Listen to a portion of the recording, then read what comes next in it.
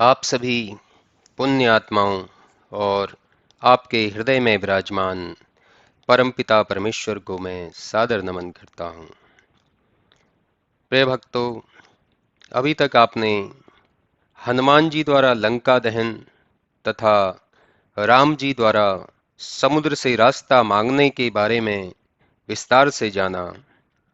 अब आगे आप जानेंगे कि किस प्रकार श्री राम जी द्वारा रामेश्वरम में शिव जी की स्थापना की गई, नल नील द्वारा राम सेतु का बनाया जाना तथा अंगद को राम जी द्वारा दूत बनाकर भेजे जाने के बारे में विस्तार से और अधिक जानेंगे।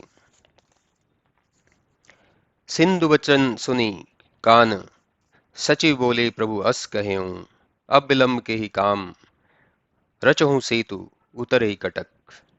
सुनहु भानुकुल केतु, जामवंत कर जोरी कह, नाथ नाम तब सेतु, नर चढ़ी भव सागर तरहीं। समुद्र का वचन सुनकर प्रभु श्री रामचंद्र जी ने अपने मंत्रियों को बुलाकर ऐसे कहा कि अब विलंब का क्या काम है, पुल बनाओ और सेना को उतारो। तब जामवंत ने हाथ जोड़कर कहा, हे सूर्य कुल के केतु श्री रामचंद्र जी, हे नाथ, आपका नाम ही ऐसा सेतु है कि जिस पर चढ़कर मनुष्य भव सागर पार हो जाते हैं। फिर इस छोटे समुद्र को पार करते कितनी देर लगेगी?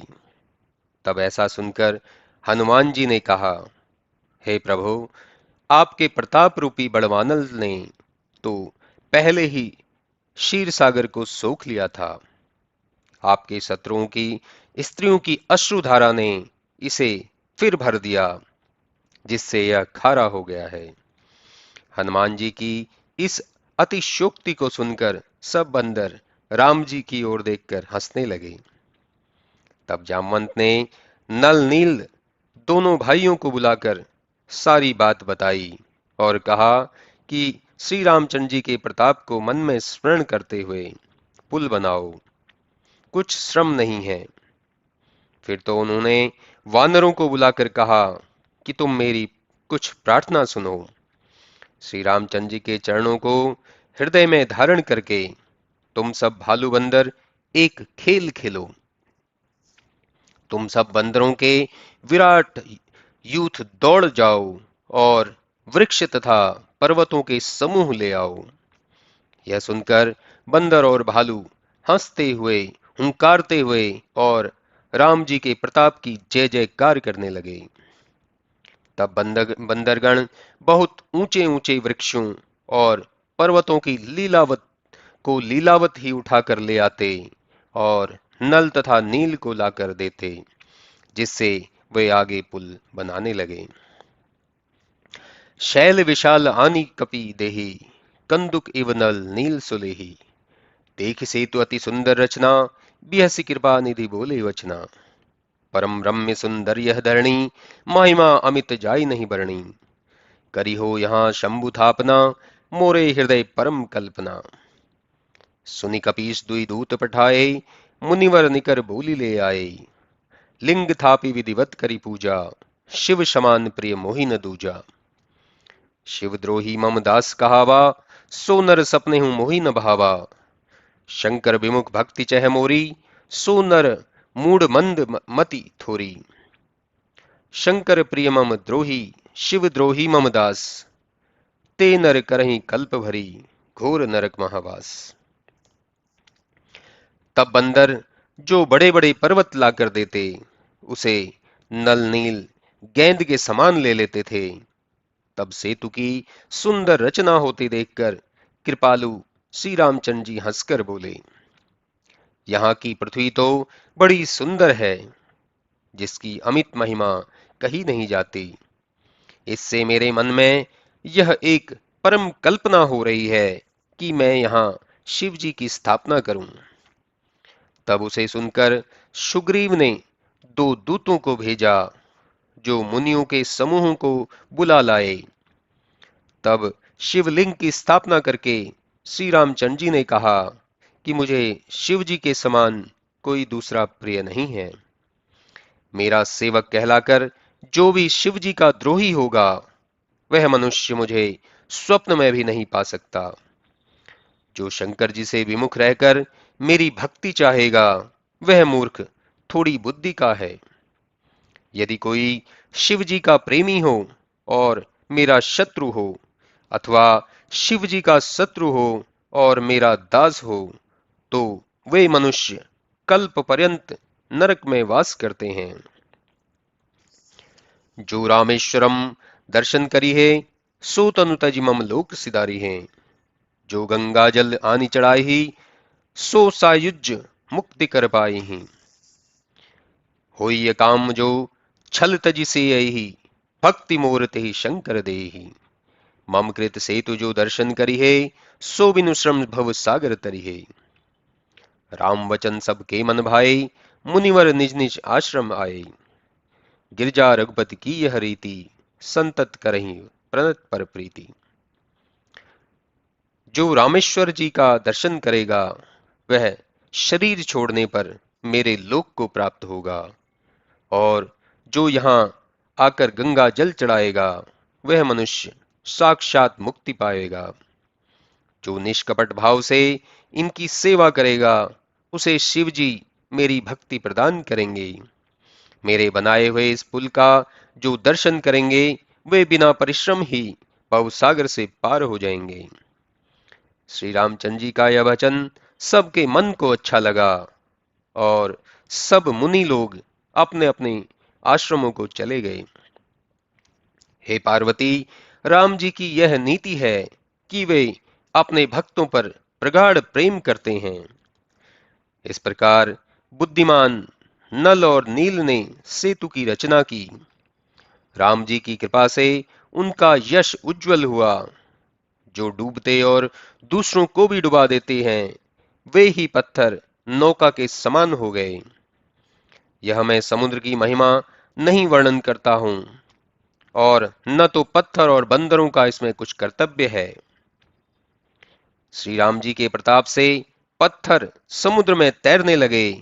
वे मूर्ख हैं जो राम जी को त्याग कर अन्य स्वामियों को जाकर भजते हैं। बांधि सेतु अति सुदृढ़ बनावा, देखी कृपा निधि के मन भावा। चली सेन कछु बरनी न जाई, गरजहि मरकट भट समुदाई। सेतु बांधकर उसे सुदृढ़ बना दिया कि जो देखकर राम जी के मन को अच्छा लगा। उस पर ऐसी सेना चली जो बखानी नहीं जाती। वीर भालू और बंदर गर्जन कर रहे थे। जब सेतु बनने के निकट था, तब उस पर चढ़कर रामचंद्र जी समुद्र को बहुत तरह से देखने लगे। तब उन करुणा के धाम प्रभु को देखने के लिए सब जलचर वृंद जल के ऊपर प्रकट हो गए। नाना प्रकार के मगर, घड़ियाल, मछलियां और सर्प जो बड़े ही विशाल थे, और उनमें ऐसे भी थे कि जो उनको पकड़कर खा जाते, पर एक के डर से एक भाग जाते थे। परंतु सभी मन से ऐसे हर्षित थे कि प्रभु को देखते हुए हटाने से भी नहीं हटते थे। उनके ओठ से जल नहीं दिखाई पड़ता था। सभी भगवान का स्वरूप देखकर मग्न हो रहे थे। उस समय चलती हुई सेना का कुछ वर्णन नहीं कर सकते, फिर बंदरों की बहुत अधिक सेना का बखान कौन कर सकता है। सेतु बंद भई भीर अति, कपि नभ पंथ उड़ाही। अपर जल चरण ऊपर, चढ़ चढ़ी पा रही जाही। सेतु बंद पर महान भीड़ हुई। बंदर आकाश मार्ग से उड़ने लगे, और अन्य बंदर जलचर जीवों के ऊपर भी चढ़कर बिना परिश्रम ही पार जाने लगे। तब ऐसी लीला देखकर दोनों भाई हंसकर चलने लगे। सैनिकों सहित राम जी उस पार जा उतरे। तब बंदरों के सेनापतियों की ऐसी दशा हुई कि कही नहीं जाती। इस प्रकार जब समुद्र के पार जाकर प्रभु ने डेरा किया, तब बंदरों को आज्ञा दे दी कि अब तुम लोग जाकर सुहावने फल फूल खाओ। यह सुनते ही भालू बंदर यत्र तत्र दौड़ गए। इधर राम जी के हितार्थ सभी वृक्ष ऋतु अन ऋतु का विचार त्याग कर फल गए थे। बंदर मीठे फलों को खाकर वृक्ष हिलाते और लंका के सन्मुख पत्थर फेंकते थे। जहां कहीं फिरते हुए राक्षस पाते, उन्हें घेर कर सब मिलकर नाच नचाते और दांतों से उनकी नाक कान काटते। जब वे प्रभु राम जी का यशोगान करते, तब उन्हें जाने देते थे। तब जिनके नाक कान बानरों ने काट लिए थे, उन्होंने जाकर रावण से सब बातें कही। तो समुद्र में सेतु बंधन हुआ सुनकर रावण व्याकुल हो उठा। बांधेहु जल निधि नीर निधि, जलधि सिंधु बारीस, सत्य तोय निधि कंपति, उदधि पयोधि नदीस। तो क्या सचमुच जल निधि, नीर निधि, जलधि सिंधु वारीश, तोय निधि, जलपति उदधि पयोनिधि और नदीश को बांध दिया? अपनी व्याकुलता को समझ फिर मन में थोड़ा भयभीत होकर वह मुस्कुराता हुआ रनिवास को गया। जब मंदोदरी ने सुना कि कौतुक ही समुद्र को बंधवाकर प्रभु आ गए हैं, तो रावण का हाथ पकड़कर अंतःपुर में ले जाकर परम मनोहर वाणी से उसके चरणों पर सिर नवाकर अंचल पसार कर बोली कि हे स्वामी, क्रोध छोड़कर मेरी बात सुनिए। नाथ बैर की जेताही सो, बुद्धि बल जीति सकिए जाही सो। तुम्ही रघुपति ही अंतर कैसा, खलु खगोत दिवाकर जैसा। अति बल मधु कैटव जिन मारा, महावीर दिति सुत संघारा। जे बल बांधी सहस भुज मारा, सोई अवतरयूं हरण मही भारा। तासु विरोध न कीजिए नाथा, काल कर्म गुण जिनके हाथा।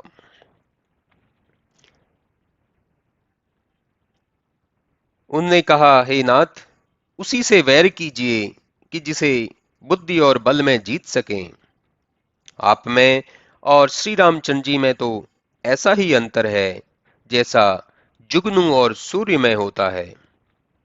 जिन्होंने अत्यंत बलवान मधुकैटभ को मारा, महाबली दिति के पुत्रों का संहार किया, राजा बलि को बांध सहस बाहु को मारा, वहीं पृथ्वी का भार हरण करता अवतार ले चुके हैं। हे नाथ, उनसे शत्रुता न कीजिए कि जिनके हाथ में काल कर्म और गुण हैं। राम ही सोपी हूं जानकी, नाई कमल पद नाथ। सुत कहां राज्य देई बन, जाय भजऊं रघुनाथ। राम जी को जानकी सौंप उनके कमलवत चरणों में सिर नवाइए। फिर पुत्र को राज्य देकर वन में जाकर राम जी का भजन कीजिए। नाथ दीन दयाल रघुराई, बादो सन्मुख गए न खाई। चाहिए करन सो सब करी बीते, तुम सुर असुर चराचर जीते। हे नाथ, वे दीन दयालु जिनकी दया से व्याघ्र भी सामने आकर नहीं खा सकता। आपको जो करना था वो कर चुके। आपने सुर असुर सब चराचर जीवों को जीत लिया है। हे रावण, वेद ऐसी नीति कहते हैं कि राजा को चौथे पन में वन को जाना चाहिए। सो हे पतिदेव, वहां जाकर आप उनका भजन कीजिए जो सबके पालक और संहार करता है। वही राम जी अपने भक्तों पर दयालु अनुरागवान रहते हैं। हे नाथ, मोह मद छोड़कर उनको ही भजिए कि जिसके लिए मुनि लोग यत्न करते और राजा राज्य त्याग कर विरागी हो रहते हैं। सोई कौशलाधीश रघुराया, आए करन तो ही परदाया। जो पिय मानहूं मोर सिखावन, होई सुयस्ति हूं पुर अति पावन। वही अवधपति राम जी आप पर दया करने के लिए यहाँ आए हैं। हे प्रीतम, यदि आप मेरी यह शिक्षा मान लेंगे तो तीनों लोकों में आपका पवित्र यश फैलेगा। ऐसा कह नेत्रों में जल भरकर कंपित शरीर हो मंदोदरी ने चरण पकड़कर कहा, हे नाथ, राम जी के चरणों का भजन करें, इससे मेरा सुहाग बना रहेगा। तब वह दुष्ट रावण मंदोदरी को उठाकर अपनी बड़ाई करने लगा कि हे प्रिय, तू व्यर्थ ही भय मानती है। मेरे समान संसार में कौन योद्धा है? वरुण, कुबेर, वायुदेव, यम और काल, इन सबको मैंने अपनी भुजाओं के बल से जीत लिया है। राक्षस और मनुष्य सभी मेरे वश में हैं। फिर तेरे हृदय में भय क्यों उत्पन्न हुआ है? रावण ने उसे अनेक प्रकार से कहकर समझाया और फिर सभा में जा बैठा। तब मंदोदरी ने मन में जाना कि इन्हें काल के वश अभिमान उत्पन्न हो गया है।